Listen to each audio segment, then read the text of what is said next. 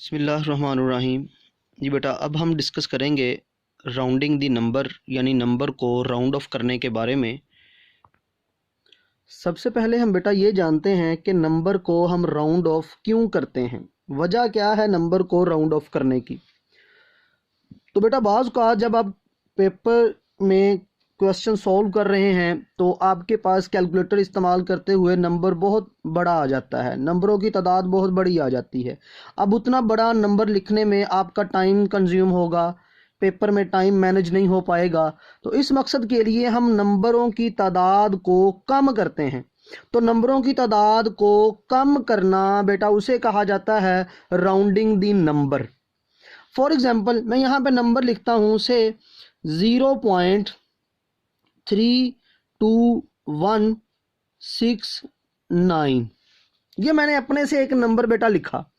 अब ये नंबर में मेरे पास पॉइंट के बाद 2, 4 और ये 5 डिजिट है। मैं चाहता हूं कि मैं पॉइंट के बाद सिर्फ और सिर्फ एक नंबर तक आंसर लिखूं। अब ये यहां तक मुझे आंसर चाहिए, बाकी ये नंबर जो हैं ये मेरे लिए एक्स्ट्रा हैं। तो इनको मैं ख़त्म करना चाहता हूं, यहां से इनको राउंड ऑफ करना चाहता हूं, इनको एलिमिनेट करना चाहता हूं। तो इसके लिए बेटा चंद एक रूल हैं जो आपने याद करने हैं। फ़र्ज़ किया मैं ये लास्ट वाला नंबर जो है इसे ख़त्म करना चाहता हूं, मुझे ये नहीं चाहिए। तो बेटा मैं ये देखूंगा कि ये लास्ट वाला नंबर जो है क्या ये 5 से बड़ा है या 5 से छोटा है। अब देखिए बेटा ये नंबर इस वक्त जो नज़र आ रहा है ये है 9, जो कि 5 से ग्रेटर है। अगर ये नंबर 5 से बड़ा होगा तो बेटा हम इसे ख़त्म करेंगे, लेकिन इससे पहले वाला जो नंबर होगा उसमें हम एक इजाफा कर देंगे। तो ये नंबर रह जाएगा 0.321 और 6 की बजाय लिखा जाएगा ये 7। तो मतलब ये कि अगर मुझे एक नंबर ख़त्म करना है, अगर वो नंबर 5 से बड़ा है तो उस नंबर से पहले जो नंबर होगा मुझे उस नंबर में एक इजाफा करना होगा, एक इंक्रीमेंट करनी होगी। अब मुझे ये भी नंबर नहीं चाहिए यहाँ पर, क्योंकि मुझे सिर्फ पॉइंट के बाद एक डिजिट चाहिए। तो इसे भी ख़त्म करूँगा। तो इसको ख़त्म करने के लिए मैं देखूँगा ये नंबर 5 से बड़ा है या छोटा है।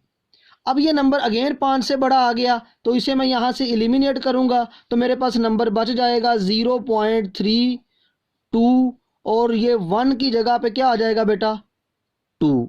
7 ख़त्म हो गया क्योंकि ये 5 से बड़ा था। तो ये 5 से बड़ा होने की वजह से इससे पहले वाले में एक ऐड कर देंगे। तो ये नंबर बेटा बन गया आपके पास 0.322। अभी भी मेरे पास जो रिक्वायरमेंट है वो सिर्फ मुझे इस डिजिट तक चाहिए। तो मैं ये दोनों नंबर जो है इनको ख़त्म करना चाहता हूँ। तो ये देखें बेटा ये वाला नंबर अब ख़त्म होगा। ये वाला नंबर अब चूंकि 5 से छोटा है, अगर नंबर 5 से छोटा हो तो बेटा आपने क्या करना है, उसको वैसे ही यहाँ से ख़त्म कर देना है, उसकी कोई अहमियत नहीं। अगर 5 से छोटा होगा तो वैसे ही वो ख़त्म हो जाएगा। अब मुझे ये भी नहीं चाहिए तो इसको भी हम ख़त्म करके क्या लिख लेंगे, सिर्फ आंसर में 0.3 लिख देंगे। तो ये देखिए इस बड़े नंबर से आंसर सिर्फ ये बच गया। ये नंबर कहाँ गए, ये नंबर हमारे लिए राउंड ऑफ हो गए, ख़त्म हो गए। तो 5 से बड़ा नंबर आए बेटा, तो वो नंबर जो 5 से बड़ा है उससे पहले वाले में एक ज़्यादा कर देंगे, और अगर नंबर 5 से छोटा है तो उसको आप वैसे ही एलिमिनेट कर देंगे। अब क्वेश्चन बेटा ये आ गया कि अगर नंबर आपके पास 5 आ जाए तो क्या करेंगे। अगर बेटा नंबर 5 आ जाए तो उसके लिए आपने दो रूल याद कर लेने हैं। आपको ये पता होना चाहिए कि जो 5 है उसकी फैमिली कौन सी है। तो बेटा 5 जो है वो ऑड फैमिली का मेंबर है।